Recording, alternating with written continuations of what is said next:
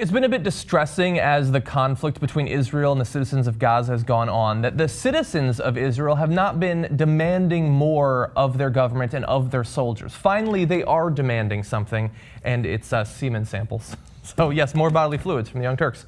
Apparently there has been an increase in the desire for combat samples of semen. So basically, semen samples from soldiers in the Israeli army, in the IDF, who have seen combat, who have gunned down members of Hamas. That's what they want. Now, as with every other basic country, there are these places where you can get sperm. There are a number of different like demographic and psychological variables you can search based on. So we've got a few of those, including things like the donor's height, the weight, other physical features, breadth of shoulders and things like that. Educational achievement and IQ, which is good. Interests, language fluency, very important, sign of intelligence.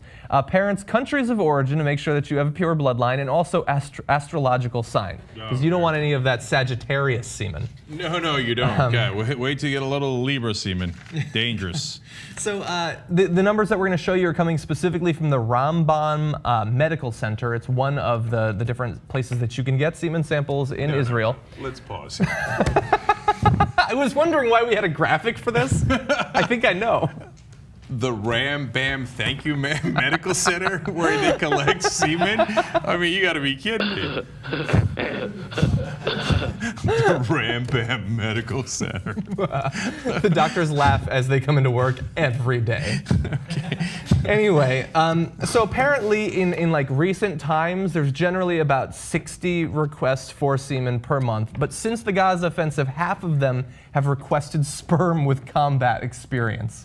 I don't know if they know this. The sperm didn't actually go into combat. Yeah. Okay, they're not the ones who shot at people. Okay. Exactly. They're still in your nutsack. Yeah. Okay. The sperm were shot. They were not shooting people. That's true. There you go. That's true. Okay. Yeah, and we've got an explanation for why it is that women in Israel would want sperm specifically with combat experiences, coming from Dina Amnimpour, who's the laboratory director of that Rambam Thank You Ma'am Medical Center.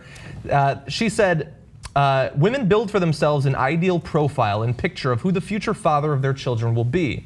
A man who served in a combat unit comes across as someone who has impressive physical attributes that live up to the genetic aspirations of the women. Generally speaking, he will be physically fit and in good health, in addition to other important attributes. Yeah, okay. Like the ability to gun down militants, I suppose. Right. So a couple of problems with this theory. Number one, everyone in Israel has to join the military. Yes. So now they're saying, hey, it's not just people in the military. You had to actually go and shoot Palestinians. Yeah. Not quite, but kind of, right? Kind of. And then, but then remember too that not everybody is actually in Gaza on the ground fighting Hamas. Most of the people who are getting combat, exactly, they push a button, right? Like, ooh, that guy's good, man. You see the way he's pushing those buttons? Yeah. And there goes another missile and another missile. That's most of the combat that's going on there. Yeah. And then, look, this is a fun story about killer sperm, and I'm having a blast with it. Okay, but there is a little bit of a serious side, and I was wondering if I was the only one, and then we saw actually a columnist from the UK talking about the same thing. He's like, really, like the society's become so militarized. Yeah. It's almost like the Spartans, right? Like, I need good killer sperm. Yeah. Is it like the next level of this is if you can prove that you've actually killed a Palestinian, whoa, that's going to be top grade A sperm. You have to walk in with a necklace of scalps. Right. Yeah, like a Dothraki, actually.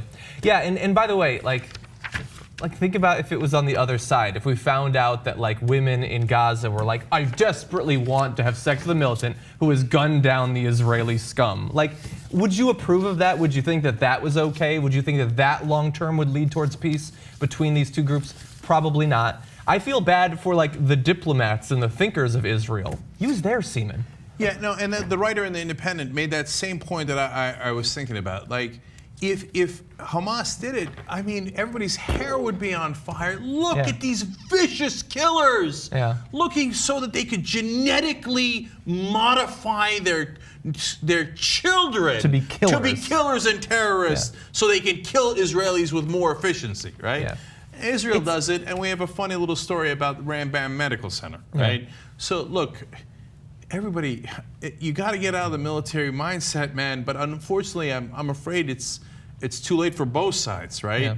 I don't know how to de-escalate this, obviously, but don't look for killer sperm, man. Don't do it.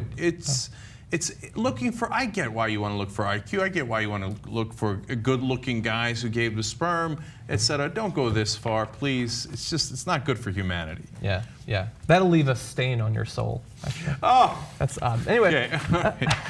Good, classy way to end that story. Thank you.